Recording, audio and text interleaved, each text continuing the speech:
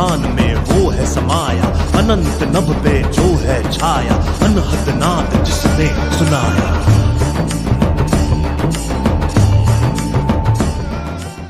नमस्कार, आप देख रहे हैं मथुरा न्यूज़ 24 और मैं हूं आपके साथ आकांक्षा शर्मा। सावन मास को सर्वोत्तम मास कहा जाता है। श्रावण मास शिव जी को अधिक प्रिय है।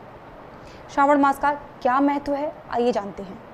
मार्कंडो ऋषि के पुत्र मार्कंडे ने लंबी आयु के लिए श्रावण माह में ही घोर तप कर शिव की कृपा प्राप्त की थी, जिससे मिली मंत्र शक्तियों के सामने मृत्यु के देवता यमराज भी नतमस्तक हो गए थे। वहीं भगवान शिव को श्रावण का महीना प्रिय होने का अन्य कारण यह भी है कि भगवान शिव सावन के महीने में पृथ्वी पर अवतरित होकर अपनी ससुराल गए थे और वहां उनका स्वागत अर्घ्य और जलाभिषेक से किया गया था। माना जाता है कि प्रत्येक वर्ष सावन माह में भगवान शिव अपनी ससुराल आते हैं। भूलोक वासियों के लिए शिव कृपा पाने का यह उत्तम समय होता है। इसके बाद हम बात करेंगे ब्रज की कि ब्रज में श्रावण मास को कैसे मनाते हैं। तीर्थ नगरी वृंदावन में इस मास में महिलाएं भगवान शिव की पूजा अर्चना करती हैं। इसी के साथ श्रावण महीने में महिलाएं अनेक प्रकार के कार्यक्रम आयोजित करती हैं, जिसमें महिलाएं एकत्रित होकर श्रावण मास की हरियाली तीज पर झूला झूलती हैं, मेहंदी लगाती हैं, रूप सज्जा की प्रतियोगिता रखती हैं। झूला तो पड़ी गई अमुआ की डाली थी,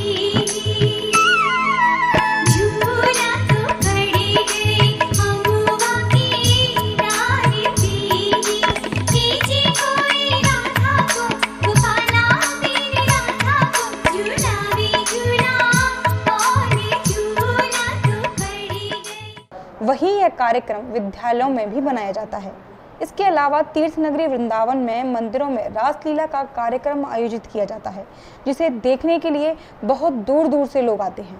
रासलीला हमारे ब्रज की लोक कला है, जिसमें भगवान कृष्ण की लीलाओं को दिखाया जाता है कि कैसे भगवान ने ब्रज में बाल क्रीड़ाएं की थी। वहीं श्रावण मास की हरियाली तीज को ठाकुर बांके बिहारी स्वर्ण रजत हिंडोले में हरी पोशाक पहनकर विराजित होते हैं और वृंदावन के सभी मंदिरों में ठाकुर जी को झूले में विराजित किया जाता है, जिनके दर्शन करने के लिए दूर दूर से श्रद्धालु आते हैं और ठाकुर जी के दर्शन करते हैं। ठाकुर जी के दर्शन कर श्रद्धालु भाव विभोर हो जाते हैं। लेकिन इस बार कोरोना महामारी की वजह से इन सभी कार्यक्रमों को स्थगित कर दिया गया। पूरे एक वर्ष श्रद्धालु इंतजार करते हैं अपने आराध्य के दर्शन के लिए, लेकिन वैश्विक महामारी की वजह से श्रद्धालु अपने आराध्य के दर्शनों और उनकी लीलाओं से वंचित रहे। वहीं महिलाएं भी इस बार कार्यक्रम नहीं कर पाईं। जहां महिलाओं द्वारा अलग अलग कार्यक्रम किए जाते थे, वो इस बार कोरोना की वजह से नहीं कर पाईं। ऐसी अन्य खबरों को देखने के लिए देखते रहिए मथुरा न्यूज़ 24। फिर मिलेंगे नई खबरों के साथ। नमस्कार।